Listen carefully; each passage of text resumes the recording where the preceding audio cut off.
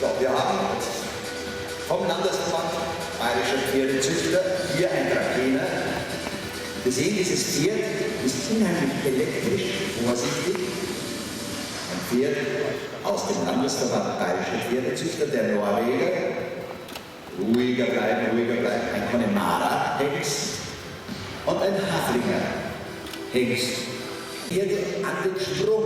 Das heißt, wir lassen die Pferde jetzt tatsächlich einmal springen und die Höhe ist für junge Pferde schon ganz anständig.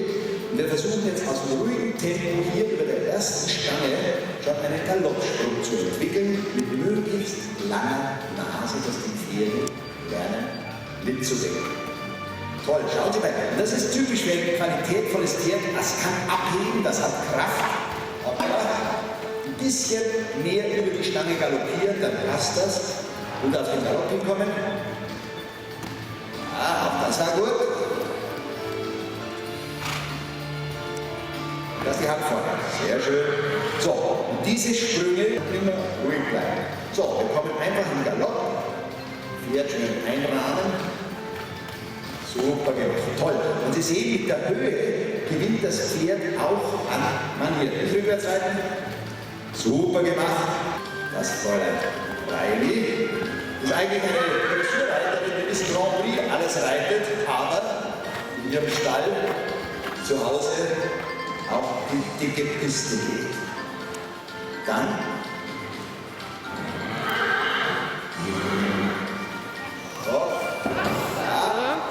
schaut mal an, wie geschickt das Wetter ist. Super gemacht.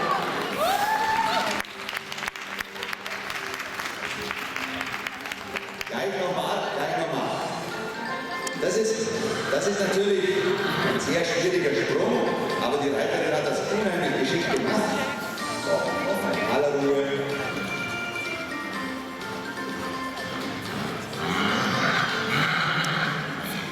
Zeig deinen Mut, Trakehner Blut. So, und jetzt gleich nochmal. Kommt gleich nochmal. Jetzt hat man gemerkt, dass das Pferd begriffen hat, worum es geht. Normalerweise kommt man erst aus dem Trab über einen kleinen Sprung, dann wird es größer. Und dann ist die Höhe überhaupt kein Problem mehr. Jetzt passt das. Und das ist die Eleganz des Sprungs. Für den ist es genug. Ja, nicht? Ist genug, oder? Super gemacht. So, wer traut sich?